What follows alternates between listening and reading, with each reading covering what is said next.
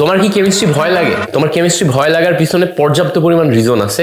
Chemistry maximum স্টুডেন্টেরই ভয় লাগার কারণ হচ্ছে তারা কেমিস্ট্রি কিভাবে পড়তে হয় সেটা জানে না। কেমিস্ট্রিতে যে সমস্ত সংকেতগুলো আছে, পর্যায় সারণী আছে এবং 1 থেকে 30 পর্যন্ত যে সমস্ত মৌলগুলো আছে, এই মৌলগুলা সবচেয়ে বেশি ব্যবহার হয়। এগুলা তুমি যদি মনে রাখতে না পারো তাহলে এগুলোর উপর ডিপেন্ড করে পরবর্তী ধাপে যে সমস্ত বেসিক আমাদের বুঝতে হয় সেটাই আমরা বুঝতে পারবো না।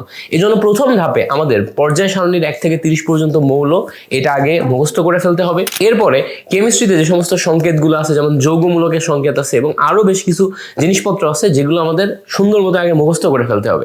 এগুলো মুখস্থ করার পর তারপরে এগুলা অ্যাপ্লাই করে কিভাবে তুমি কেমিস্ট্রির বিভিন্ন টাইপের বেসিক বুঝবা সেইটা তোমার ভিতরে ক্লিয়ারিটি আসা শুরু হবে। সো তুমি কেমিস্ট্রিতে যদি ভয় পাও তাহলে আগে যেই বেসিকগুলা তোমার প্রয়োজন ওগুলো আগে মুখস্থ করে ফেলো, অ্যান্ড দেন তারপরে যে আস্তে আস্তে তুমি ট্রাই করো যে কনসেপ্টের উপর ফোকাস করতে, তাহলে কেমিস্ট্রি তোমার কাছে খুব দ্রুত ইজি হয়ে যাবে আশা করি।